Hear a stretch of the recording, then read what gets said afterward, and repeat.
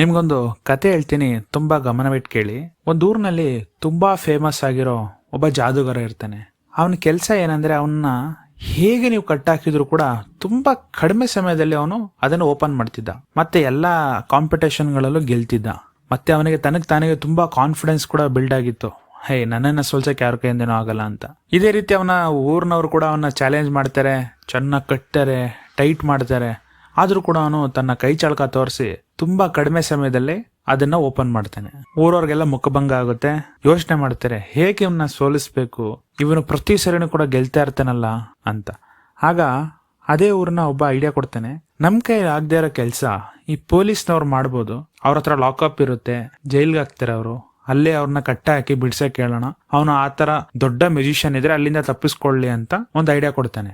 ಇದಕ್ಕೆಲ್ಲ ಊರವರೆಲ್ಲ ಓಕೆ, ತುಂಬಾ ಚೆನ್ನಾಗಿದೆ ಐಡಿಯಾ ಅಂತ ಈ ನಡೆದ ವಿವರಗಳನ್ನ ಪೊಲೀಸ್ ಅವ್ರಿಗೆ ತಿಳಿಸ್ತಾರೆ. ಪೊಲೀಸ್ನವರು ಕೂಡ ತುಂಬಾ ಅಚ್ಚರಿ ಪಡ್ತಾರೆ, ಈ ರೀತಿ ಕೂಡ ವ್ಯಕ್ತಿ ಇದ್ದಾನ, ಸರಿ ಹಾಗಾದ್ರೆ ನಾವು ಒಂದು ಟ್ರೈ ಮಾಡೋಣ ಅಂತ ಅವರು ಕೂಡ ಸಹಾಯ ಮಾಡಕ್ಕೆ ಒಪ್ಕೊಳ್ತಾರೆ. ಈ ಮಾತನ್ನ ಅವರು ಮ್ಯೂಸಿಷಿಯನ್ ಕೂಡ ತಲುಪಿಸ್ತಾರೆ ಊರಿನವರು. ಈ ತರ ನಮ್ಮ ಹತ್ರ ನೀನು ತಪ್ಪಿಸ್ಕೊಳ್ತಿದ್ದಲ್ಲಪ್ಪ, ಈಗ ಪೊಲೀಸ್ನವರಿಂದ ತಪ್ಪಿಸ್ಕೋ, ಅವಾಗ ನಾವು ನಿನ್ನನ್ನ ಒಪ್ಕೊಳ್ತೀವಿ, ನೀನೊಬ್ಬ ಜಾದೂಗಾರ, ನೀನೊಬ್ಬ ಮ್ಯೂಸಿಷಿಯನ್ ಅಂತ. ಇದು ಜಾದೂಗಾರನಿಗೆ ಕೂಡ ಒಂದು ತುಂಬಾ ಮರ್ಯಾದೆ ವಿಷಯ ಆಗಿತ್ತು. ಸೊ ಅವನು ಕೂಡ ತಯಾರಿ ಮಾಡ್ತಾನೆ, ತುಂಬಾ ಸ್ಟ್ರಾಂಗ್ ಆಗಿ ತಯಾರಿ ಮಾಡ್ತಾನೆ. ಆ ದಿನ ಬರುತ್ತೆ, ನಿಗದಿ ಮಾಡಿದ ದಿನ.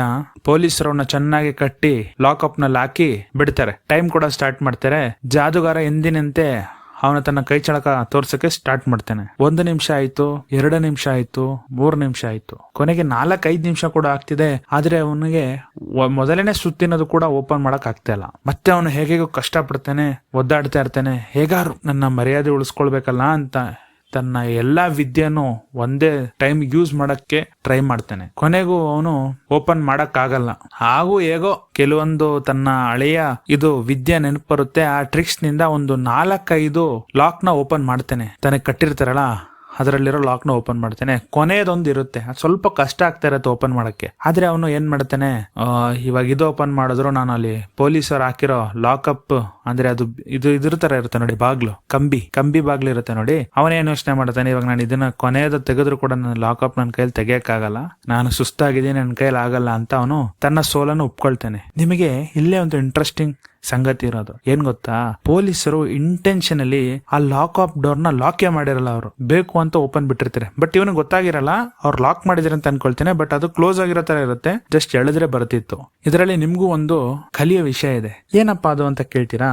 ನೋಡಿ, ಇಲ್ಲೇ ಇಂಪಾರ್ಟೆಂಟ್ ಪಾರ್ಟ್ ನೀವು ಕಲಿಬೇಕಾಗಿರೋದು, ನಿಮ್ಮ ಥಿಂಕಿಂಗ್ ಕೂಡ ಹೇಗೆ ನಿಮ್ಮನ್ನ ಹಾಳು ಮಾಡುತ್ತೆ ಅಂತ. ನಂಬರ್ 1, ಮ್ಯೂಸಿಷಿಯನ್ ನ ಅವರು ಮೊದಲೇ ಮೈಂಡ್ ಇಂದ ಸೋಲ್ಸಿರ್ತಾರೆ. ಯಾವ ರೀತಿ ಅಂದ್ರೆ, ಆ ಊರಿನವರಲ್ಲಿ ಒಬ್ಬನ್ನ ಕಳಿಸ್ತಾರೆ ಹೆದರ್ಸಕ್ಕೆ. ಆ ಮ್ಯೂಸಿಷಿಯನ್ ಹತ್ರ ಹೋಗ್ತಾನೆ ಅವನು, ನೋಡಪ್ಪ ಏನೋ ಇಷ್ಟು ದಿನ ನಮ್ ಜೊತೆ ನೀನು ಗೆಲ್ತಿದ್ದೆ, ಪೊಲೀಸ್ ಅವ್ರ ಹತ್ರ ತುಂಬಾ ಅತ್ಯಾಧುನಿಕ ಇದಿರುತ್ತೆ, ನೀನ್ ಹೇಗ್ ಓಪನ್ ಮಾಡ್ತೀಯಾ, ಹೇಗ್ ಇದ್ ಮಾಡ್ತೀಯಾ ಅಂತ ಅವನ್ನ ಮೈಂಡ್ ಏನ್ ಮಾಡ್ತಾರೆ, ನೆಗೆಟಿವ್ ಆಗಿ ಕನ್ವರ್ಟ್ ಮಾಡಕ್ ಟ್ರೈ ಮಾಡ್ತಾರೆ. ಅವನು ಕೂಡ ಹೇಳ್ತಿದ್ದೆ ಎಲ್ಲರ ಮುಂದೆ, ಏನಿಲ್ಲ ನಾನು ಮಾಡ್ಕೊಳ್ತೀನಿ ಅಂತ. ಆದ್ರೆ ಯಾವಾಗ ಅವನು ರಾತ್ರಿ ಮಲ್ಗೋಕ್ ಹೋಗ್ತಿದ್ದ, ಯಾವಾಗ ಅವನು ಈ ಕೆಲ್ಸನ ಫೋಕಸ್ ಮಾಡಕ್ ಹೋಗ್ತಿದ್ದ, ಅವನಿಗೊಂದು ಭಯ ಬರ್ತಿತ್ತು. ಆ ಭಯದ ಹೆಸರೇ ನೆಗೆಟಿವ್ ಥಿಂಕಿಂಗ್, ಅಥವಾ ಇನ್ನೊಂದು ಓವರ್ ಥಿಂಕಿಂಗ್ ಅಂತ ಕೂಡ ಹೇಳ್ಬೋದು. 2 ಅಣ್ಣ ತಮ್ಮದಿರಿದ್ದಂಗೆ. ಸೊ ಅವನ್ ಏನ್ ಮಾಡ್ತಾನೆ, ತುಂಬಾ ಯೋಚನೆ ಮಾಡಕ್ ಸ್ಟಾರ್ಟ್ ಮಾಡ್ತಾನೆ, ಹೇಗಾರು ಮಾಡ್ಬೇಕಲ್ಲ. ಮೊದ್ಲೆಲ್ಲ ಅವನ್ ಏನ್ ಮಾಡ್ತಿದ್ದ, ಥಿಂಕೇ ಮಾಡ್ತಿರ್ಲಿಲ್ಲ. ನಾಳೆ ಇದೆಯಾ, ಪ್ರಾಕ್ಟೀಸ್ ಮಾಡ್ತಿದ್ದ, ಹೋಗ್ತಿದ್ದ, ಗೆದ್ದು ಬರ್ತಿದ್ದ. ಬಟ್ ಅವನ ಮೈಂಡ್ ಅಲ್ಲಿ ಆಟೋಮೆಟಿಕ್ ಆಗಿ ಒಂದು ಸ್ಟ್ರೆಸ್ ಬಿಲ್ಡ್ ಆಗುತ್ತೆ. ಏನಂತ, ಪೊಲೀಸರು ಅವ್ರು ತುಂಬಾ ಸ್ಟ್ರಾಂಗ್ ಆಗಿ ಮಾಡ್ತಾರೆ, ನಾನು ಏನಾರ ಓಪನ್ ಮಾಡ್ಲಿಲ್ಲ ಅಂದ್ರೆ ಜನಗಳು ಏನ್ ಅನ್ಕೊಳ್ತಾರೆ. ಇದೆ ನೋಡಿ ಮುಖ್ಯವಾಗಿ ನಮ್ಮೆಲ್ಲರ ಪ್ರಾಬ್ಲಮ್ ಈಗಿನ ಜನರೇಷನ್. ಸೊ ಅವನು ಕೂಡ ಇದನ್ನ ಅನ್ಕೊಳ್ತಾನೆ. ಇದೆಲ್ಲ ಹೇಗ್ ಗೊತ್ತಾಯ್ತು ನಿಮಗೆ ಅಂದ್ರೆ, ಇಂಟರ್ವ್ಯೂ ಮಾಡ್ತಾರೆ ಆಫ್ಟರ್ ಅವನು ಸೋತಾದ್ಮೇಲೆ, ಏನು ನಿನಗೆ ಇಷ್ಟು ವರ್ಷಗಳಿಂದ ಗೆದ್ಕೊಂಡ್ ಬರ್ತಿದ್ದ ನಿನಗೆ ಏನು ಅಡ್ಡಿ ಆಯ್ತು ಅಂದಾಗ ಅವನು ಇದನ್ನ ಹೇಳ್ತಾನೆ. ನಂಬರ್ 1 ಏನು, ಅವನ ಮೈಂಡ್ ಅಲ್ಲಿ ಮೊದಲೇ ಅವನ್ನ ಸೋಲಿಸ್ತಾರೆ. ಮತ್ತೆ ಪೊಲೀಸರು ಕೂಡ ಏನ್ ಮಾಡ್ತಾರೆ, ಅವನ್ ಕಟ್ಟೋಕ್ಕಿಂತ ಮುಂಚೆ ಯಾವುದೇ ಕಾರಣಕ್ಕೂ ನೀನು ಓಪನ್ ಮಾಡಕ್ಕಾಗಲ್ಲ, ಇದು ನಮ್ಮ ಚಾಲೆಂಜು, ನಾವು ಹೊರಗಡೆಯಿಂದ ತರಿಸಿದೀವಿ ಇದನ್ನ ಲಾಕ್ ಮಾಡೋದನ್ನ, ನೀನ್ ಓಪನ್ ಮಾಡಕ್ಕಾಗಲ್ಲ ಅಂತ ಕೊನೆ ಟೈಮಲ್ಲೂ ಕೂಡ ಅವನ್ನ ಸ್ಟ್ರೆಸ್ ಒಳಪಡಿಸ್ತಾರೆ. ಅವಾಗ ಅವನು ಇನ್ನೂ ಕೂಡ ತನ್ನ ಕಾನ್ಫಿಡೆನ್ಸ್ ನ ಕಳ್ಕೊಳ್ತಾನೆ. ಮೇನ್ ಅವನಿಲ್ಲಿ ನೆಗೆಟಿವ್ ಥಿಂಕಿಂಗ್ ಅಥವಾ ಓವರ್ ಥಿಂಕಿಂಗ್ ಅಂತ ಕಳ್ಕೊಳ್ಳಿ. 2ನೇದು ಕಾನ್ಫಿಡೆನ್ಸ್ ನ ಲಾಸ್ ಮಾಡ್ತಾನೆ. ಯಾವಾಗ ಒಬ್ಬ ವ್ಯಕ್ತಿ ಇದನ್ನೆರಡನ್ನು ಕಳ್ಕೊಳ್ತಾನೆ, ಅವನು ಗೆಲ್ಲುವ ಚಾನ್ಸ್ 90% ನ ಅಲ್ಲೇ ಅವನು ಬಿಟ್ಬಿಡ್ತಾನೆ. 90% ಅವನು ಕೈ ಚೆಲ್ಬಿಡ್ತಾನೆ, ನನ್ನ ಕೈಯಲ್ಲಿ ಆಗಲ್ಲ ಅಂತ. ಇದು ನನ್ನ ಒಂದು ಅನುಭವ ಕೂಡ. ಸೊ ಈ ಕಥೆಯಿಂದ ನೀವು ಏನಂತ ಮಾಡ್ಕೊಂಡ್ರಿ ಅಂದ್ರೆ, ಒಂದು ಚೆನ್ನಾಗಿ ನೀವು ಮಾಡೋ ಕೆಲಸ ಕೂಡ ನಿಮ್ಮ ಒಂದು ಓವರ್ ಥಿಂಕಿಂಗ್ ಅಥವಾ ನೆಗೆಟಿವ್ ಥಿಂಕಿಂಗ್ ಅಥವಾ ನೀವು ಫ್ಯೂಚರ್ ನ ಪ್ರಿಡಿಕ್ಟ್ ಮಾಡಕ್ ಹೋಗಿ ನಾಳೆ ಹಿಂಗಾಗಿದ್ರೆ, ನಾಳೆ ಹಿಂಗಾಗೋದ್ರೆ, ನಾಳೆ ಹಂಗಾಗಿದ್ರೆ, ಹಿಂಗಾದ್ರೆ, ಹಂಗ್ರೆ ಪಂದ್ರೆ ಅಂತ ಮಾಡಿ ನೀವ್ ಏನ್ ಮಾಡ್ತೀರಾ, ನಿಮ್ಮ ಒಳ್ಳೆ ಕ್ವಾಲಿಟಿ ಅಥವಾ ನಿಮ್ಮ ಒಳ್ಳೆ ಟ್ಯಾಲೆಂಟ್ ಇರೋ ನೀವು ತುಂಬಾ ಚೆನ್ನಾಗಿ ಮಾಡೋ ಕೆಲಸ ಕೂಡ ನೀವು ಹಾಳು ಮಾಡ್ಕೊಳ್ತೀರಾ. ಇದಕ್ಕೆ ಇನ್ನೊಂದು ಬೆಸ್ಟ್ ಎಕ್ಸಾಂಪಲ್ ಏನಂದ್ರೆ, ನೀವು ಆನೆಗಳನ್ನೆಲ್ಲ ಮೈಸೂರು ದಸರಾ ಅಥವಾ ಝೂ ಎಲ್ಲಾರು ನೋಡಿದಾಗ ಅಷ್ಟು ದೊಡ್ಡ ದೊಡ್ಡ ಗಾತ್ರದಲ್ಲಿರುತ್ತೆ. ಅದರ ಚೈನ್ ನೋಡಿದ್ರೆ ಕಾಲುಗಳಿಗೆ ಕಟ್ಟಿರ್ತಾರೆ. ಎಷ್ಟು ದೊಡ್ಡದಿರುತ್ತಪ್ಪ ಅದು. ಆನೆ ಸುಮ್ನೆ ಹಿಂಗೆ ಎಳೆದ್ರೆ ಸಾಕು, ಚೂರ್ ಚೂರ್ ಆಗ್ಬಿಡುತ್ತೆ. ಅದು ಕಬ್ಬಿಣದ್ದಾಗಿದ್ರು ಕೂಡ ಚೂರ್ ಚೂರ್ ಆಗ್ಬಿಡುತ್ತೆ. ಆದ್ರೂ ಆನೆ ಯಾಕೆ ಏನು ಮಾಡಲ್ಲ? ಸೊ ಒಬ್ರು ಕೇಳಿದಾಗ ಇಂಟರ್ವ್ಯೂ ನಲ್ಲಿ ಆ ಆನೆಯನ್ನು ಮಾವುತ ಏನ್ ಹೇಳ್ತೇನೆ, ನಾವು ಚಿಕ್ಕ ಮರಿ ಇದ್ದಾಗ್ಲೇ ಅದ್ರ ಕಾಲಿಗೆ ಕಟ್ಬಿಡ್ತೀವಿ. ಆ ಚಿಕ್ಕ ಮರಿ ಇದ್ದಾಗ ಆ ಆನೆಗೆ ಅದನ್ನ ತೆಗಿಯಕ್ಕಾಗಲ್ಲ. ಆನೆ ಮರಿ ಅಂದ್ರೆ ಅದ್ರ ಚಿಕ್ಕ ಮರಿ ಅಂದ್ರೆ ತುಂಬಾ ಸಣ್ಣದಲ್ಲ, ಒಂದ್ ಸ್ವಲ್ಪ ಮೀಡಿಯಂ ಆಗಿ ಟ್ರೈನಿಂಗ್ ಎಲ್ಲ ಸ್ಟಾರ್ಟ್ ಮಾಡ್ತಾರಲ್ಲ ಅವಾಗ ಕಟ್ತಾರೆ. ಅದನ್ನ ಬಿಡಿಸ್ಕೊಳಕ್ ಆಗಲ್ಲ. ಅದ್ರ ಕೈಯಲ್ಲಿ ಚಿಕ್ಕ ಮರಿ ಇರುತ್ತಲ್ಲ, ಬಿಡಿಸ್ಕೊಳಕ್ ಆಗಲ್ಲ. ಅದೇ ಮೈಂಡ್ ಅದಕ್ಕೆ ಕೂತಿರುತ್ತೆ, ಓ ನನ್ ಕೈಯಲ್ಲಿ ಆಗಲ್ಲ ಅಂತ. ಚಿಕ್ಕದ್ರಿಂದಾನೇ ಅದು ಟ್ರೈ ಮಾಡುತ್ತೆ, ಬಿಡಿಸ್ಕೊಳಕ್ ಆಗಲ್ಲ. ಹಾಗೆ ಅದು ದೊಡ್ಡದಾಗ್ತಾ ಆಗ್ತಾ ಆಗ್ತಾ ಆಗ್ತಾ ಅದು ಟ್ರೈ ಮಾಡಲ್ಲ. ಇಲ್ಲ ನನ್ನ ಕೈಯಲ್ಲಿ ಆಗಲ್ಲ, ನಾನು ಟ್ರೈ ಮಾಡಿದೀನಿ ಅಂತದ್ದು ಬಿಟ್ಬಿಡುತ್ತೆ. ಇದೇ ರೀತಿ ಸುಮಾರು ಜನ ಒಂದು ಅವ್ರ ಕೈಯಲ್ಲಿ ಆಗೋ ಕೆಲ್ಸನೂ ಕೂಡ ಆಗಲ್ಲ ಅಂತ ಬಿಟ್ಬಿಟ್ಟಿರ್ತಾರೆ. ಇದೊಂದು ಆನೆ ಮರಿ, ಇದೊಂದು ಅಷ್ಟು ದೊಡ್ಡ ಗಾತ್ರದ ಜೀವಿ, ಅದಕ್ಕೆ 2 ನಿಮಿಷ ಬೇಡ ಕಿತ್ಕೊಂಡು ಹೋಗಕ್ಕೆ, ಆದ್ರೂ ಕೂಡ ಅದು ಹಾಗೆ ಇರುತ್ತೆ. ಎರಡನೇದು ಅದೇ ಆನೆಗೆ ಸಂಬಂಧಪಟ್ಟದ್ದು. ಇನ್ನೊಂದು ಕೆಲವು ಆನೆಗಳನ್ನ ಅವರು ತಮ್ಮ ಸ್ನೇಹದಿಂದ ಅವರು ಅದನ್ನ ಕಟ್ಟಿ ಹಾಕಿರ್ತಾರೆ. ಆ ಬೌಂಡ್ರಿನ ಅದು ಸ್ನೇಹದಿಂದ ಕೂಡ ಅದು ಬೀಳಲ್ಲ, ಅಂದ್ರೆ ಅದನ್ನ ಹಾಳು ಮಾಡ್ಕೊಳ್ಳಲ್ಲ, ಅಂದ್ರೆ ಅದನ್ನ ಅದು ಕಿತ್ತೆಸಿಯಲ್ಲ. ಸೊ ಇಲ್ಲಿ 2 ಫ್ಯಾಕ್ಟರ್ ನೀವು ಅರ್ಥ ಮಾಡ್ಕೊಳ್ಳಿ. ಒಂದು ಮೈಂಡ್ ಸೆಟ್, ಎರಡನೇದು ಸ್ನೇಹ.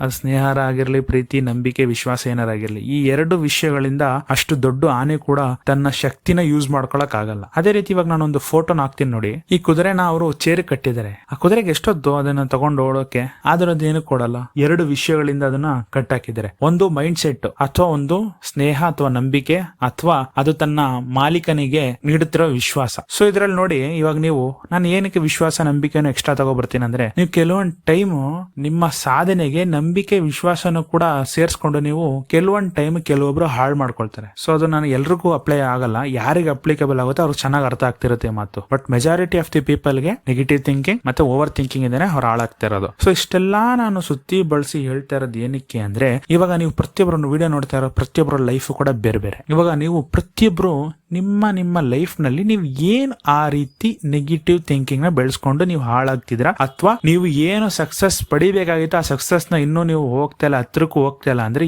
ಏನು ನೀವು ಆತರ ಥಿಂಕ್ ಮಾಡ್ತಿದ್ದೀರಾ ಅಂತ ನನಗೆ ಒಂದು ಕಮೆಂಟ್ ನಲ್ಲಿ ತಿಳಿಸಿ. ಅಥವಾ ತೀರಾ ಪರ್ಸನಲ್ ಇದ್ರೆ ಬೇಡ, ತಿಳಿಸೋದ್ ಬೇಡ. ಬಟ್ ಜಸ್ಟ್ ನಿಮ್ಗೆ ಏನಾದ್ರು ತಿಳಿಸ್ಬೇಕು, ಶೇರ್ ಮಾಡ್ಬೇಕು, ಏನಾರ ಟಿಪ್ಸ್ ಇರ್ಬೇಕು ಅಂದ್ರೆ ದಯವಿಟ್ಟು ನೀವು ಕಮೆಂಟ್ ನಲ್ಲಿ ತಿಳಿಸಿ. ಹಾಗಾದ್ರೆ ಏನ್ ಮಾಡ್ಬೇಕು ನಾವು? ಫಸ್ಟ್ ನಾನೇನ್ ಹೇಳ್ತೀನಿ ಅಂದ್ರೆ, ಫ್ಯೂಚರ್ ನ ಪ್ರಿಡಿಕ್ಟ್ ಮಾಡಕ್ ಹೋಗ್ಬೇಡಿ. ಫ್ಯೂಚರ್ ನಮ್ಮ ಕೈಲಿ ಇಲ್ಲ.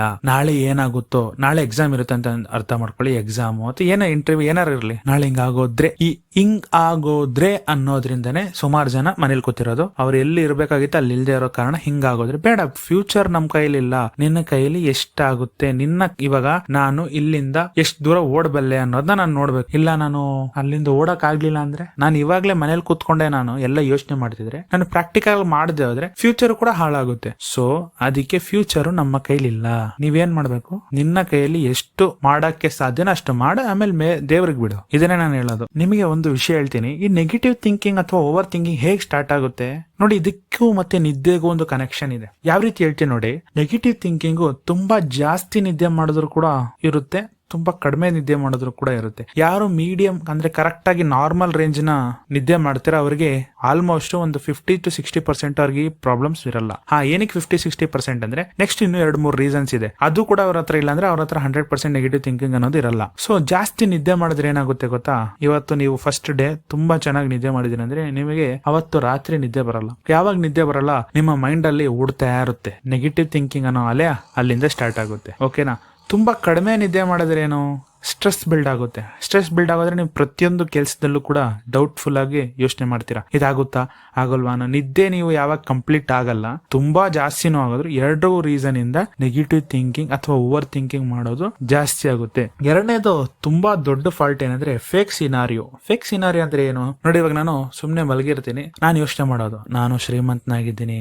ಸುಮ್ನೆ ನೀವು ಇಮ್ಯಾಜಿನ್ ಮಾಡಿ, ನೀವು ಕೂಡ ಆಗಿರ್ತೀರಾ, ನಾನೇ ಒಳ್ಳೆ ಕಾರ್ ಇರುತ್ತೆ, ನಾನು ನೋಡಿ ಪ್ರತಿಯೊಬ್ಬರದ್ದು ಬೇರೆ ಬೇರೆ ಇದ್ದಿರುತ್ತೆ. ಅವ್ರಿಗೆ ಹೇಗ್ ಬೇಕೋ ಹಾಗೆ ಸಿನಾರಿಯೋ, ಫೇಕ್ ಸಿನಾರಿಯೋ ಅಂದ್ರೆ ಅದು ನಡೆದಿರಲ್ಲ ನೋಡಿ, ಮೇ ಬಿ ಫ್ಯೂಚರ್ ಅಲ್ಲಿ ನಡಿಬಹುದು, ಬಟ್ ನಾವು ಅದನ್ನ ಇವಾಗ್ಲೇ ಕೂತ್ಕೊಂಡು ಯೋಚನೆ ಮಾಡ್ತಾ ಮಾಡ್ತಾ ಮಾಡ್ತಾ ಏನಾಗುತ್ತೆ, ನಾವು ಸಾಧನೆ ಮಾಡೋಕ್ಕಿಂತ ಅದಕ್ಕಿಂತ ಮೇಲೆ ನಾವು ಫೇಕ್ ಸಿನಾರಿಯೋನ ಬಿಲ್ಡ್ ಮಾಡ್ಕೊಂಡಿರ್ತೀವಿ. ಯಾವಾಗ ನಾವು ನಿಜ ಜೀವನದಲ್ಲಿ ಪ್ರಾಕ್ಟಿಕಲ್ ಲೈಫ್ ನಲ್ಲಿ ಅದನ್ನ ಅಚೀವ್ ಮಾಡಕ್ ಹೋಗಲ್ಲ, ಅಲ್ಲಿಂದ ಕೂಡ ನೆಗೆಟಿವ್ ಥಿಂಕಿಂಗ್ ಸ್ಟಾರ್ಟ್ ಆಗುತ್ತೆ. ನೋಡಿ, ವಿಡಿಯೋ ತುಂಬಾ ಲೇಟ್ ಆಗ್ತಾ ಇರ್ಬೋದು ಅಥವಾ ಸ್ಲೋ ಅನ್ಸ್ತಾ ಇರ್ಬೋದು, ದಯವಿಟ್ಟು ಈ ಮಾತುಗಳನ್ನ ನೀವು ಅಪ್ಲೈ ಮಾಡ್ಕೊಳ್ಳಿ, ನೀವು ಇಂಪ್ರೂವ್ ಆಗ್ತೀರಾ. ನೋಡಿ, ಎಲ್ಲೆಲ್ಲೋ ಇಷ್ಟು ಗಂಟೆ ಟೈಮ್ಗಳನ್ನ ವೇಸ್ಟ್ ಮಾಡ್ತೀವಿ ಒಂದು ಒಳ್ಳೆ ಮಾತು ಕೇಳೋದ್ರಲ್ಲಿ, ಅದನ್ನ ವೇಸ್ಟ್ ಆಫ್ ಟೈಮ್ ಅಂತ ಅನ್ಕೋಬೇಡಿ. ಅದು ನಿಮಗೆ ಒಂದು ಅರ್ನಿಂಗ್ ಆಗ್ತಿರೋದೆ. ಅರ್ನಿಂಗ್ ಅಂದ್ರೆ ದುಡ್ಡು ಮಾತ್ರ ಅಲ್ಲ, ನೀವು ಒಳ್ಳೆ ನಾಲೆಜ್ ಕೂಡ ಅರ್ನ್ ಮಾಡ್ತಿದ್ರ ಅಂದ್ರೆ ಅದು ಕೂಡ ಒಂದು ಅರ್ನಿಂಗ್, ಫ್ಯೂಚರ್ ಅಲ್ಲಿ ಹೆಲ್ಪ್ ಆಗ್ಬೋದು. ಸೊ ಫೇಕ್ ಸಿನಾರಿಯೋ ಒಂದು ದೊಡ್ಡ ತಲೆನೋವು ಈಗಿನ ಜನರೇಷನ್ಗೆ. ನಾವು ನಮ್ಮ ಕೆಪಾಸಿಟಿಗಿಂತ ದೊಡ್ಡದಾಗಿ ಕನಸನ್ನು ಕಾಣ್ತೀವಿ. ಹಾಗಾದ್ರೆ ನೀವೇನ್ ಡಿಮೋಟಿವೇಟ್ ಮಾಡ್ತಿದ್ರೆ ನಾವು ಕನ್ಸ್ ಕಾಣಬಾರ್ದಾ?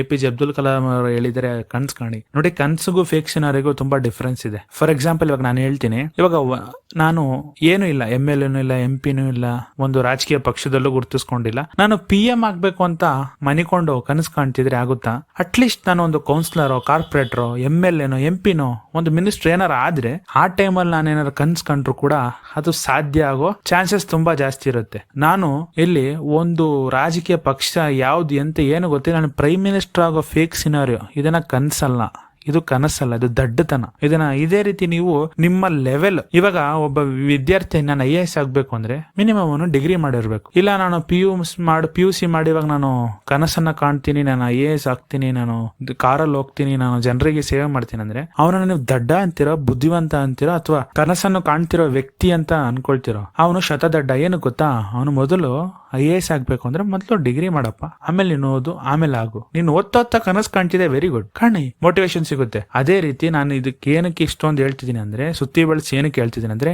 ನೀವು ನಿಮ್ಮ ಪೊಸಿಷನ್ ನಿಮಗೆ ಗೊತ್ತಿದೆ, ನೀವು ಯಾವ ಪೊಸಿಷನ್ ನೀವು ಅಚೀವ್ ಮಾಡಬಹುದು, ಅದ್ರ ಕನಸು ಕಾಣಿ, ಅದ್ರ ರೂಟ್ ಅಲ್ಲಿ ಹೋಗಿ. ನೀವು ಅಚೀವ್ ಮಾಡದೇ ಇರೋದನ್ನೆಲ್ಲ ನೀವು ಇಮ್ಯಾಜಿನ್ ಮಾಡ್ಕೊಳ್ತಾ ಹೋದ್ರೆ ನೀವು ರಿಯಲ್ ಲೈಫ್ ಅಲ್ಲಿ ಸಕ್ಸಸ್ ಮಾಡಕ್ ಹೋಗಲ್ಲ. ಮತ್ತೆ ನೀವು stress, depression, negative thinking, over thinking ಏನೇನಿದೆ ಕಸ ಕಡ್ಡಿ ಎಲ್ಲ ನಿಮ್ಮ ಮೈಂಡಲ್ಲಿ ತುಂಬಿಕೊಳ್ಳುತ್ತೆ. ಸೊ ಇದಕ್ಕೆ ರಿಲೇಟೆಡ್ ಆಗಿ ಇನ್ನೊಂದು ಮಾತು ಹೇಳ್ತೀನಿ, ಆಸೆ. ಈ ಆಸೆ ಕೂಡ ನಿಮಗೆ ತುಂಬಾ ನೆಗೆಟಿವ್ ಥಿಂಕಿಂಗ್, ಓವರ್ ಥಿಂಕಿಂಗ್ಗೆ ಲಿಂಕ್ ಇದೆ. ನೋಡಿ, ಇವಾಗ ನಾನು ಫಾರ್ ಎಕ್ಸಾಂಪಲ್ ಒಂದು 45,000 ಸಂಪಾದನೆ ಮಾಡ್ತೀನಿ ಅಂದ್ರೆ ಓಕೆ, ನಾನು ಒಂದು ಫೋನ್ ನ ಖರೀದಿ ಮಾಡಕ್ಕೆ ಆಸೆ ಪಡ್ಬೋದು, ಒಂದು ಐಫೋನ್ ಅಥವಾ ನಾರ್ಮಲ್ ಫೋನ್. ಇಲ್ಲ, ನಾನು ಗೋಲ್ಡ್ ಪ್ಲೇಟೆಡ್ ಐಫೋನ್ ನ ಖರೀದಿ ಮಾಡ್ತೀನಿ ಅಂದ್ರೆ ಅದು ನನ್ನ ಆಸೆ ಆಗುತ್ತೆ. ನಾನು ಅದನ್ನ ಅಚೀವ್ ಮಾಡೋಷ್ಟರಲ್ಲಿ ನನ್ನ ಅರ್ಧ ಆಯಸ್ಸು, ನನ್ನ ಅರ್ಧ ಶಕ್ತಿ ಎಲ್ಲ ಹಾಳಾಗಿರುತ್ತೆ. ಸೊ ಇಲ್ಲಿ ಅತಿ ಆಸೆ ಗತಿ ಕೇಡು ಅಂತ ಕೂಡ ನೀವು ತುಂಬಾ ಚಿಕ್ಕ ವಯಸ್ಸಿನಿಂದ ಕೇಳ್ಕೊಂಡಿರ್ತೀರಾ. ಸೊ ಆಸೆ is equal to negative thinking, overthinking, depression, anxiety, ಏನೇನಿದೆ ಆಳು ಮೂಳು ಅದೆಲ್ಲ ಬರುತ್ತೆ. ಆಸೆ ಪಡಬೇಕು. ಮತ್ತೆ ಏನ್ ಹೇಳ್ತೀನಿ, ನಿನ್ನ ಲೆವೆಲಿಗೆ ನೀನು ಎಷ್ಟು ಸಾಧನೆ ಮಾಡಬಲ್ಲೆ. ಇವಾಗ ಜೋಬಲ್ 100 ರೂಪಾಯಿ ಇಟ್ಕೊಂಡು ಮೈಸೂರು ಬಸ್ ಸ್ಟ್ಯಾಂಡ್ ಅಲ್ಲಿ ನಿಂತಿದ್ರ, ಜೋಬಲ್ ಬರೀ 100 ರೂಪಾಯಿ ಇಟ್ಕೊಂಡು ನಾನು ಐರಾವತ ಬಸ್ ಅಲ್ಲಿ ಹೋಗ್ತೀನಿ ಅಂತ ಆಸೆ ಪಟ್ರೆ ಆಸೆ ನನ್ಸಾಗುತ್ತಾ? ಇಲ್ಲ. ಅದೇ ಜೋಬಲ್ಲಿ ಒಂದು 1,000 ರೂಪಾಯಿ ಇಟ್ಕೊಂಡಿದ್ದೀರಾ, ಐರಾವತ ಬಸ್ ಮುಂದೆ ಕೂಡ ಇದೆ, ಇವಾಗ ಆಸೆ ಪಡ್ತೀರಾ, ಹತ್ತು ಹೋಗ್ತೀರಾ. ಇದು ಇಲ್ಲ ಸರ್, ನಾನು 100 ರೂಪಾಯಿ ಮಾಡಿಕೊಂಡಿದ್ದೀನಿ, ನಾನು ಇವಾಗ್ಲೇ ಐರಾವತ ಬಸ್ ಅಲ್ಲಿ ಹೋಗ್ತೀನಿ ಅಂದ್ರೆ ಆಗಲ್ಲ. ನೀವಿಲ್ಲಿ ಆಸೆ ಪಡ್ಬೋದು, ನೆಕ್ಸ್ಟ್ ಟೈಮ್ ಹೋಗ್ತೀನಿ, ನೆಕ್ಸ್ಟ್ ಟೈಮ್ ನಾನು ಹಣ ಸಂಪಾದನೆ ಮಾಡ್ಕೊಂಡು ಹೋಗ್ತೀನಿ, ಇದು ಅಚೀವಬಲ್. ನೀವು 100 ರೂಪಾಯಿ ಮಾಡಿಕೊಂಡು ಮೈಸೂರು ಬಸ್ ಸ್ಟ್ಯಾಂಡ್ ನಿಂತ್ಕೊಂಡು ನಾನು ಪ್ರೈವೇಟ್ ಜೆಟ್ ಅಲ್ಲಿ ಹೋಗ್ತೀನಿ ಅಂದ್ರೆ ಆಸೆ ಪಡಬಹುದು, ಆದ್ರೆ ಅತಿ ಆಸೆ ಆಗ್ಲಿಲ್ವಾ? ಇದು ನೀವು ಅಷ್ಟು ಅಚೀವ್ ಮಾಡಕ್ ಆಗುತ್ತೆ ಇಮಿಡಿಯೇಟ್ ಆಗಿ? ಆಗಲ್ಲ. ಸೊ ಅದಕ್ಕೆ ನಾನು ಹೇಳ್ತಿದ್ದೀನಿ, ನೀವು ನಿಮ್ಮ ಲೆವೆಲ್ಗೆ ತಕ್ಕನ ಹಾಗೆ ಆಸೆ ಪಡಿ. ಸೊ 100% ಸಕ್ಸಸ್ ರೇಟು ತುಂಬಾ ಜಾಸ್ತಿ. ನೀವು ಎಲ್ಲೋ ನಿಂತಿದ್ರೆ ಎಲ್ಲಿಗೋ ಆಸೆ ಪಡ್ತಿದ್ರ ಅಂದ್ರೆ ಆಗಲ್ಲ. ಅದೇ ತಿರುಕನ ಕನಸು ಅಂತ ಚಿಕ್ಕದ್ರಲ್ಲಿ ನೀವು ಓದಿದ್ರೆ ನಿಮ್ಗೆ ಚೆನ್ನಾಗಿ ಗೊತ್ತಾಗುತ್ತೆ. ಸರ್ ಇಲ್ಲ ಸರ್, ನನ್ನ ಕೈಯಲ್ಲಿ ಎಷ್ಟು ಕಂಟ್ರೋಲ್ ಮಾಡೋಕ್ಕಾದ್ರೂ ನನ್ನ ಕೈಯಲ್ಲಿ ಮಾಡೋಕ್ಕಾಗ್ತಿಲ್ಲ ಅಂದ್ರೆ ಸಿಂಪಲ್ ಒಂದು ಟೆಕ್ನಿಕ್ ಹೇಳ್ತೀನಿ, ಅದನ್ನ ಫಾಲೋ ಮಾಡಿ. ಯಾವಾಗ್ಲೂ ನಿಮ್ಗೆ negative thinking, over thinking, anxiety, depression ಏನಾರ ಅಂದ್ರೆ ಮೊದಲು ಹೋಗಿ ತಣ್ಣೀರಲ್ಲಿ ಮುಖ ತೊಳಿರಿ. ಮುಖ ತೊಳೆದಾದ್ಮೇಲೆ ಸ್ವಲ್ಪ ನೀರ್ ಹತ್ಕೊಂಡು ನಮ್ಮ ಇದು ಕತ್ತಿರುತ್ತೆ ನೋಡಿ, ಹಿಂಭಾಗದ ಭುಜದಕ್ಕಿಂತ ಮೇಲೆ ಅಲ್ಲಿ ಸ್ವಲ್ಪ ತಣ್ಣೀರ್ನ ಹಾಕ್ಬಿಟ್ಟು ಸ್ವಲ್ಪ ತಂಪಾದ ಗಾಳಿ ಅಥವಾ ಫ್ಯಾನ್ ಎಲ್ಲರಿದ್ರೆ ಅಲ್ಲಿ ಕೂತ್ಕೊಳ್ಳಿ. ಇನ್ನೊಂದು ವಿಷಯ ಏನಂದ್ರೆ, ನಿಮಗೆ ಕೋಪ, ಆಂಗ್ಸೈಟಿ ಬಂದಾಗ ಕೂತ್ಕೊಂಡಿದ್ರೆ ಮಲಿಕೊಂಡಿದ್ರೆ ಎದ್ ನಿಂತ್ಕೊಂಡು ವಾಕ್ ಮಾಡಿ. ಹೀಗೆ ನಿಮ್ಮ ಪೊಸಿಷನ್ ಅನ್ನ ಚೇಂಜ್ ಮಾಡ್ಬೇಕು. ಹಾಗೆ ಮಾಡೋದ್ರಿಂದ ನೀವು, ನನ್ನ ಎಕ್ಸ್ಪೀರಿಯನ್ಸ್ ಹೇಳಲ್ಲ, ನೀವೇ ನನಗೆ ಕಮೆಂಟ್ ನಲ್ಲಿ ಬಂದು ತಿಳಿಸ್ಬೇಕು ಏನಾಯ್ತು ಅಂತ. ಸೊ ಫಸ್ಟ್ ಏನ್ ಮಾಡ್ತೀರಾ, ತಣ್ಣೀರಲ್ಲಿ ಮುಖ ತೊಳಿತೀರಾ, ಭುಜದ ಮೇಲ್ಗಡೆ ನಮ್ಮ ಹಿಂಭಾಗದ ಕತ್ತಿಗೆ ಸ್ವಲ್ಪ ನೀರ್ ಹಾಕ್ತೀರಾ, ಅದೇ ತಣ್ಣೀರು. ಫ್ಯಾನು ಅಥವಾ ತಂಪಾಗಿರೋ ಗಾಳಿನ ಮರದ ಕೆಳಗಡೆ ಎಲ್ಲ ಕೂತ್ಕೊಳ್ತೀರಾ, ಜೋರಾಗಿ ಉಸಿರನ್ನ ಉಸಿರಾಡ್ತೀರಾ, ಸರಿನಾ? ಇಷ್ಟು ಮಾಡ್ತೀರಾ. ಮತ್ತೆ ಕೋಪ ಅಥವಾ ಆಂಗ್ಸೈಟಿ ಡಿಪ್ರೆಷನ್ ಬಂದಾಗ ನಿಂತಿದ್ರೆ ಕೂತ್ಕೊಳ್ಳಿ, ಕೂತಿದ್ರೆ ಮಲಿಕೊಂಡಿದ್ರೆ ಎದ್ದು ವಾಕ್ ಮಾಡಿ. ಎಷ್ಟು ಮಾಡ್ತೀರಾ? ಎದ್ ಮಾಡಿ ನೋಡಿ, 100% ಎಫೆಕ್ಟಿವ್ ಆಗಿ ಇರ್ದೇ ಇರುತ್ತೆ. ಇಲ್ಲ ಅಂತ ಹೇಳಕ್ ಹೋಗ್ಬೇಡಿ, ನೀವು ಮಾಡಾದ್ಮೇಲೆ ನನಗೆ ಕಮೆಂಟ್ ನಲ್ಲಿ ತಿಳಿಸಿ. ಸೊ ಇವಾಗ ಫೈನಲ್ ಆಗಿ ನಾನು ನಿಮಗೆ ಒಂದು ಸಜೆಷನ್ ಕೊಡ್ತೀನಿ. ಏನಂದ್ರೆ, ನಾನು ಇವಾಗ ಏನೇ ಕೆಲಸ ಮಾಡಿ, ನೀವು ಸ್ಟೂಡೆಂಟ್ ಆಗಿರ್ಲಿ ಅಥವಾ ಜಾಬ್ ಏನಾರ ಮಾಡಿ, ಬಿಸ್ನೆಸ್ ಮ್ಯಾನ್ ಯಾರಾಗಿರ್ಲಿ ನನಗೆ ಗೊತ್ತಿಲ್ಲ, ಬಟ್ ಎಲ್ರಿಗೂ ಒಂದೇ ಮೆಸೇಜ್ ಏನಂದ್ರೆ, ಯಾವತ್ತುವೆ ಎಲ್ಲರ ಆಸೆ ಕೂಡ ಪೂರ್ತಿ ಆಗಲ್ಲ. ನೀವು ದೊಡ್ಡ ದೊಡ್ಡ ಬಿಸ್ನೆಸ್ ಮ್ಯಾನ್ ಆಗ್ಲಿ, ಎಲಾನ್ ಮಸ್ಕ್ ಆಗ್ಲಿ, ಇನ್ನು ಯಾರ್ಯಾರು ಇದಾರಲ್ಲ, ಸೈಂಟಿಸ್ಟ್ ಗಳಾಗ್ಲಿ, ಇನ್ನು ಯಾರ್ಯಾರು ಇದಾರಲ್ಲ, ಅಚೀವ್ ಮಾಡಿದಾರೆ ಅಂತ ನಿಮ್ಮ ಕಣ್ಣು ಮುಂದೆ ಯಾರ್ಯಾರು ಇದಾರೆ, ಅವರ ಇಂಟರ್ವ್ಯೂ ಅಥವಾ ಬಯೋಗ್ರಫಿನ ನೋಡಿ, ಅವ್ರು ಅನ್ಕೊಂಡಿರೋದು ಆಲ್ಮೋಸ್ಟ್ ಆಗಿರಲ್ಲ, ಆದ್ರೂ ಅವರು ಟ್ರೈ ಮಾಡಿ ಸಕ್ಸಸ್ ಪಡೆದಿರ್ತಾರೆ. ಅವರು ಆಸೆ ಪಟ್ಟಿರೋದು ಆಗಿಲ್ಲ ಅಂದ್ರೂ ಕೂಡ ಅದೇ ಟ್ರ್ಯಾಕ್ ನಲ್ಲಿ ಇರ್ತಾರೆ. ಅವರು ದೇವ್ರು ಬೇರೆ ಯಾವ್ದಾರ ರಸ್ತೆ ಅವ್ರನ್ನ ಕರ್ಕೊಂಡೋಗಿ ಅವ್ರನ್ನ ಅಚೀವ್ ಮಾಡಿಸಿರ್ತಾರೆ. ಸೊ ಫಸ್ಟ್ ಆಫ್ ಆಲ್ ಏನಂದ್ರೆ, ಆಸೆ ಪಡಿ, ನೀವು ಅಚೀವಬಲ್ ಆಗಿರ್ಬೇಕು. ಎರಡನೇದು ಬಂದು, ಇವಾಗ ನೀವು ಏನೇ ಕೆಲಸ ಮಾಡ್ತೀರಿ, ನೀವೊಬ್ಬ ಎಂಪ್ಲಾಯ್ ಆಗಿರ್ಲಿ, ಬಿಸ್ನೆಸ್ ಮ್ಯಾನ್ ಆಗಿರ್ಲಿ, ಸ್ಟೂಡೆಂಟ್ ಆಗಿರ್ಲಿ, ನೀವು ಇವಾಗ ಇರೋ ಫೀಲ್ಡ್ ನಲ್ಲಿ ನಂಬರ್ 1 ಆಗ್ಬೇಕು. ಫಾರ್ ಎಕ್ಸಾಂಪಲ್, ಇವಾಗ ನೀವು ಸ್ಟೂಡೆಂಟ್ ಆಗಿದ್ದೀರ ಅಂದ್ರೆ ನೀನೇ ಫಸ್ಟ್, ನೀನನ್ನು ಬಿಟ್ಟು ಎಲ್ಲರೂ ನೆಕ್ಸ್ಟ್ ಆಗಿರ್ಬೇಕು. ಸ್ಟೂಡೆಂಟ್ಸ್ಗೂ ನಲ್ಲೂ ನೀನೇ ಫಸ್ಟ್ ಪ್ರಿಫರೆನ್ಸ್ ಇರಬೇಕು, ಟೀಚರ್ಸ್ ಅಲ್ಲೂ ನೀನೇ ಫಸ್ಟ್ ಪ್ರಿಫರೆನ್ಸ್ ಇರಬೇಕು. ನೀವು ಎಂಪ್ಲಾಯ್ ಇದ್ದೀರಾ, ಎಲ್ಲರೂ ಅದೇ ಕೆಲಸ ಮಾಡ್ತಾರೆ, ನೀವು ದಿ ಬೆಸ್ಟ್ ಕೆಲಸ ಮಾಡಿ ನಿಮಗೆ ನೀವೇ ರಿಪ್ಲೇಸಬಲ್ ಆಗಿರ್ಬೇಕು. ಅಂದ್ರೆ ಆ ರೀತಿ ಫಸ್ಟ್ ನಿಮ್ಮ ಗೋಲ್ ಏನಂದ್ರೆ, ಡಿಪ್ರೆಷನ್, ಆಂಗ್ಸೈಟಿಗೆ ಇದಕ್ಕೇನ್ ಸಂಬಂಧ ಅಂದ್ರೆ ಹೇಳ್ತೀನಿ ರೀ. ಫಸ್ಟ್ ನೀವು ನಿಮ್ಮ ಫೀಲ್ಡ್ ನಲ್ಲಿ ಇರೋದ್ರಲ್ಲಿ ನೀವು ದಿ ಬೆಸ್ಟ್ ಆಗಿ, ಇದರಿಂದ ಏನಾಗುತ್ತೆ, ಆಟೋಮೆಟಿಕ್ ಆಗಿ ನಿಮಗೆ ಒಂದು ಸೆಲ್ಫ್ ಕಾನ್ಫಿಡೆನ್ಸ್ ಬರುತ್ತೆ, ನಾನು ಇದರಲ್ಲಿ ಚೆನ್ನಾಗಿದ್ದೀನಿ ಅಂತ. ಸೊ ಯಾವಾಗ ನಿಮ್ಮ ಮೈಂಡ್ ಅಲ್ಲಿ, ಮನಸ್ಸಲ್ಲಿ ಒಂದು ಖುಷಿ ಬರುತ್ತೆ, ನಿಮಗೆ ನೆಗೆಟಿವ್ ಥಿಂಕಿಂಗ್ ಗೆ ಒಂದು ಡೋರ್ ಹಾಕ್ದಾಗೆ. ನೀವು ಯೋಚನೆ ಮಾಡಿ, ನೀವು ಯಾವಾಗ ತುಂಬಾ ನೋವಲ್ಲಿ ಇರ್ತೀರಾ, ಡಿಪ್ರೆಷನ್ ಅಲ್ಲಿ ಇರ್ತೀರಾ, ಅವಾಗಲೇ ನೆಗೆಟಿವ್ ಥಿಂಕಿಂಗ್ ಆಟ ಆಡೋದು, ಡ್ಯಾನ್ಸ್ ಮಾಡೋದು. ನೀವು ಯಾವಾಗ ಖುಷಿಯಾಗಿರ್ತೀರಾ ಅವಾಗ ಬರಲ್ಲ. ಸೊ ನೀವು ಯಾವಾಗ ನಿಮ್ಮ ಫೀಲ್ಡ್ ನಲ್ಲಿ ದಿ ಬೆಸ್ಟ್ ಆಗಕ್ಕೆ ಟ್ರೈ ಮಾಡ್ತೀರಾ ಅಥವಾ ದಿ ಬೆಸ್ಟ್ ಆಗ್ತೀರಾ, ಅವಾಗ ನೋಡಿ, ಆ ಖುಷಿಯಿಂದಾನೇ ನೀವು 90% ನಿಮ್ಮ ನೆಗೆಟಿವ್ ಥಿಂಕಿಂಗ್ ಅಥವಾ ಓವರ್ ಥಿಂಕಿಂಗ್ ಸ್ಟಾಪ್ ಆಗಿರುತ್ತೆ. ಇನ್ನು ನೆಗೆಟಿವ್ ಥಿಂಕಿಂಗ್ ಬಗ್ಗೆ ನಿಮ್ಗೆ ಏನಾರ ಡೌಟ್ಸ್ ಇದ್ರೆ ಅಥವಾ ನಿಮ್ದೇನಾದ್ರು ಸ್ಪೆಷಲ್ ಕ್ವಶನ್ಸ್ ಇದ್ರೆ, ತುಂಬಾ ಜಾಸ್ತಿ ಕ್ವಶನ್ಸ್ ಬಂದ್ರೆ ನೋಡೋಣ, Q&A ಮಾಡೋಣ, ಕ್ವಶನ್ ಅಂಡ್ ಆನ್ಸರ್. ಓಕೆನಾ? ಇದನ್ನ ಮಾಡಿ ನಿಮಗೆ ಆದಷ್ಟು ಎಕ್ಸ್ಪ್ಲೈನ್ ಮಾಡಕ್ಕೆ ಟ್ರೈ ಮಾಡ್ತೀನಿ. ನೋಡಿ, ವಿಡಿಯೋ ನನಗೆ ಗೊತ್ತಿಲ್ಲ ಎಷ್ಟು ಜನ ನೋಡ್ತೀರಾ, ಎಷ್ಟು ಜನ ಲೈಕ್ ಮಾಡ್ತೀರಾ, ಎಷ್ಟು ಜನಕ್ಕೆ ಇದು ಯೂಸ್ಫುಲ್ ಆಗುತ್ತೆ ಅಂತ. ನೀವು ಕಮೆಂಟ್ ನಲ್ಲಿ, ಲೈಕ್ಸ್ ನಲ್ಲಿ ತಿಳಿಸಿದ್ರೆ ಮಾತ್ರ ನನಗೆ ಗೊತ್ತಾಗುತ್ತೆ. ಮತ್ತೆ ಇದನ್ನ ಶೇರ್ ಮಾಡಿ, ಯಾರಿಗೆ ನೀಡಿದೆ ಅಂತ ಅಂತವರಿಗೆ ಶೇರ್ ಮಾಡಿ. ಇನ್ನು ಹಲವಾರು ಟಿಪ್ಸ್, ಟ್ರಿಕ್ಸ್ ಎಲ್ಲ ಇದೆ, ಸ್ವಲ್ಪ ಅಂತ ನಾನು ನಿಮಗೆ ಹೇಳ್ಕೊಡ್ತಾ ಹೋಗ್ತೀನಿ. ನೀವು ಕೂಡ ಲೈಫ್ ನಲ್ಲಿ ಸಕ್ಸಸ್ ಆಗಿ. ನಂದೊಂದೇ ಇಂಟೆನ್ಷನ್, ಫೇಕ್ ಸಿನಾರಿಯೋ ಬೇಡ, ಅತಿ ಆಸೆ ಬೇಡ, ನಿದ್ದೆ